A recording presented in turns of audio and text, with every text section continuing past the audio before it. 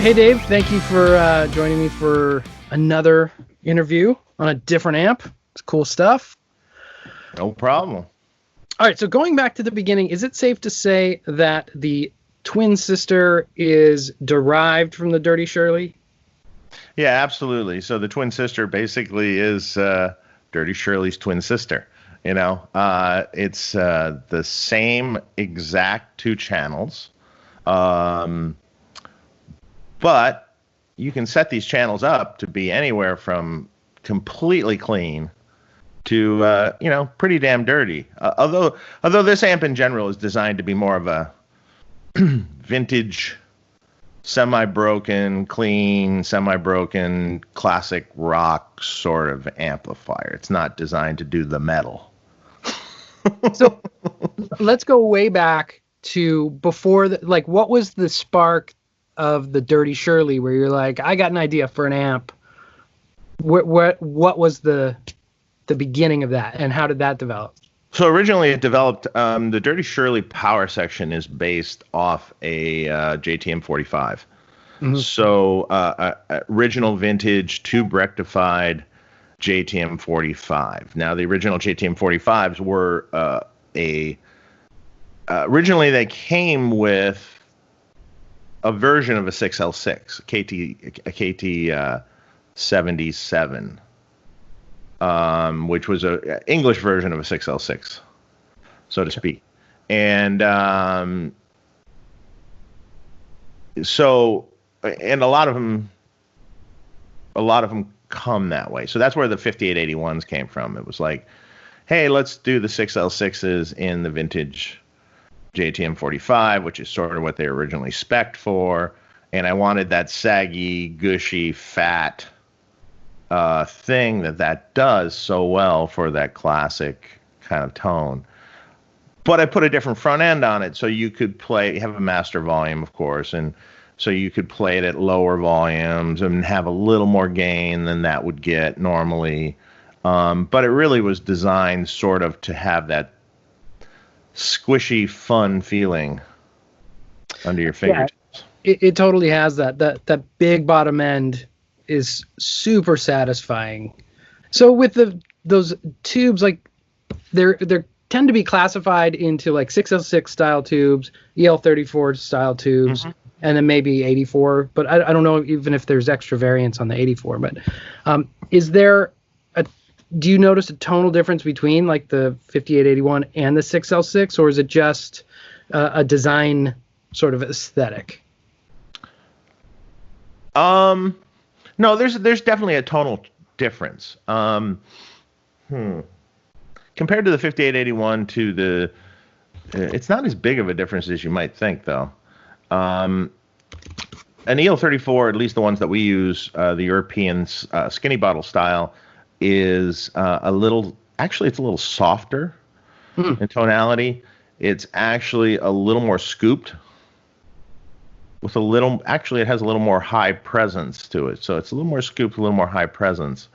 Where the 5881 is a little more, don't want to say flat, or not as much high highs, a little more solid through the mids. Because you've dialed in the Dirty Shirley flavor with EL84s on the Mini. Correct. I mean, it's very Shirley. Yeah, absolutely. You can do it. I mean, it's still the front end. It's the power sections make less of a difference than you think sometimes, but it depends on what kind of volume level you're playing at too, and Speaking of volume level, how did you settle on like 40 watts rather than you were kind of known for 100-watt heads. I mean, you were the...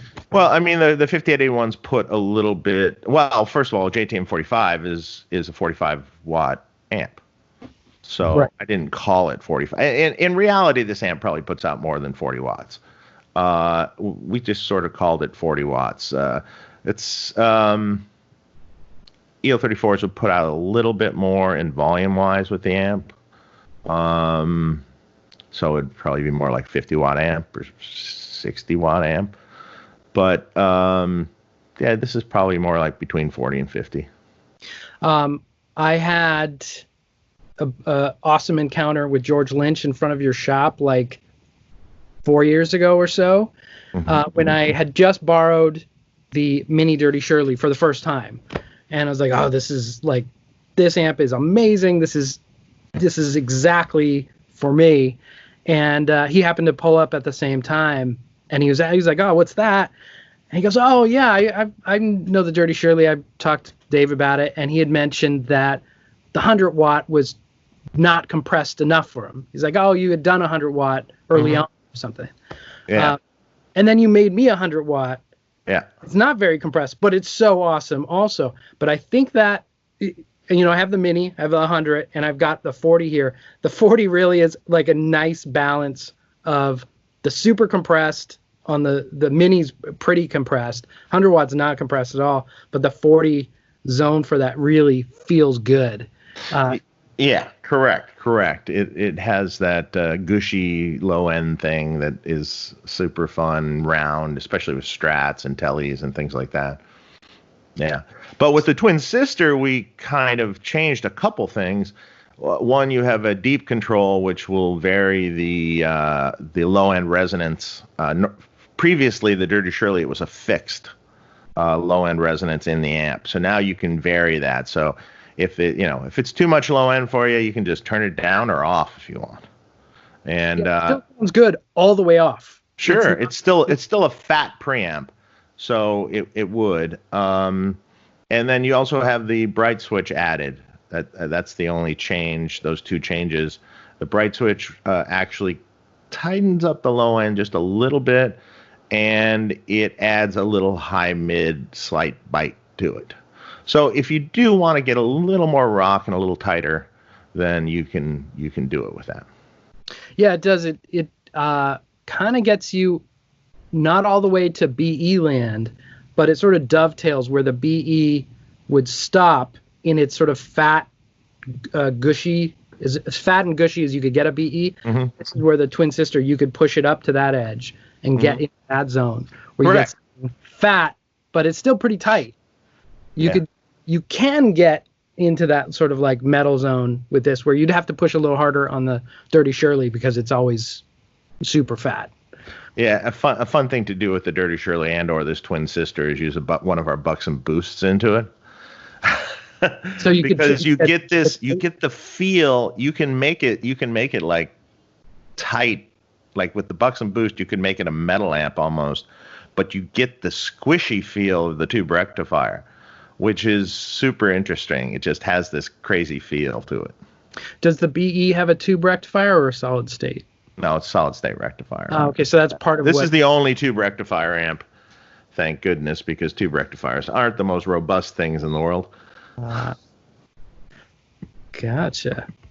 So with this is the Twin Sister is obviously a new amp, but the Dirty Shirley where were you seeing that used most? Was that in rock stuff, like country stuff, blues? Because it's pretty versatile. I think everything you just said, it kind of like the classic rock vein, down to country. It kind of can do a little bit of everything. It can be totally icy clean if you want it to be, and anywhere in between. So it does great at those semi-broken tones, the Americana kind of things, up through, classic rock that, up through like Led Zeppelin and Bad Company and things like that, and ZZ Top, Yeah, I had seen an interview recently, and Tosin Abasi had it behind him too. I don't know, it might be the same exact head that I have here. Might be.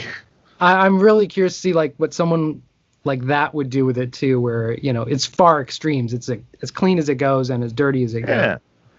Yeah, I mean, it's a super versatile amp, especially this one, because you have the two identical channels. So what's better than Twin Sisters?